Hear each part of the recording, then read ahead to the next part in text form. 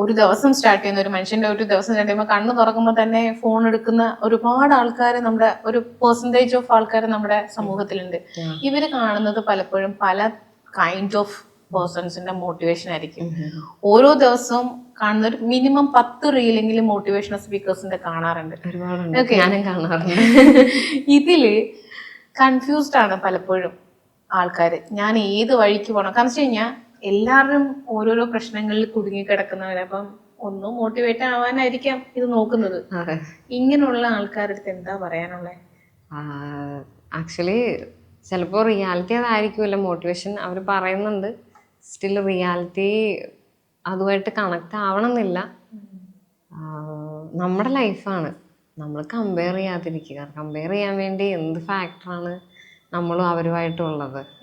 എല്ലാവരുടെ ലൈഫ് വ്യത്യസ്തമാണ്. എല്ലാവരും വന്നിരിക്കുന്ന സാഹചര്യം അനുഭവിക്കുന്ന എല്ലാവരുടെയും മെൻ്റൽ ആ ഒരു പവർ വ്യത്യാസമുണ്ട്. എല്ലാവർക്കും കിട്ടുന്ന കഴിവുകൾ വ്യത്യാസമുണ്ട്. എല്ലാം വ്യത്യസ്തമാണല്ലോ. അപ്പം നമുക്ക് കമ്പയർ ചെയ്യാനുള്ള ആ ഒരു എന്തെങ്കിലും ഫാക്ടർ ഉണ്ടോ അവർ നമ്മളുമായിട്ട്?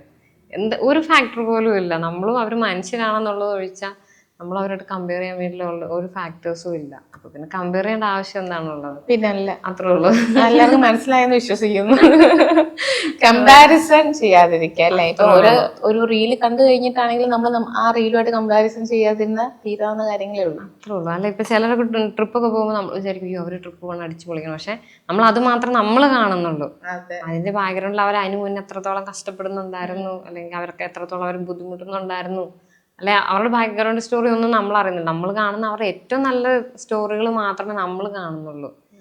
എല്ലാവർക്കും അങ്ങനെയാണ്. ഒരു നല്ല ഭാഗം ഉണ്ടാവും, അല്ലെങ്കിൽ അതിന് മുന്നത്തെ ഒരു സ്ട്രഗിൾ എല്ലാം ഉണ്ടാവും. അപ്പൊ എല്ലാരും ആ നല്ല ഭാഗം മാത്രമല്ല എല്ലാരും പുറത്ത് കാണിക്കുന്നുള്ളൂ. കറക്റ്റ്.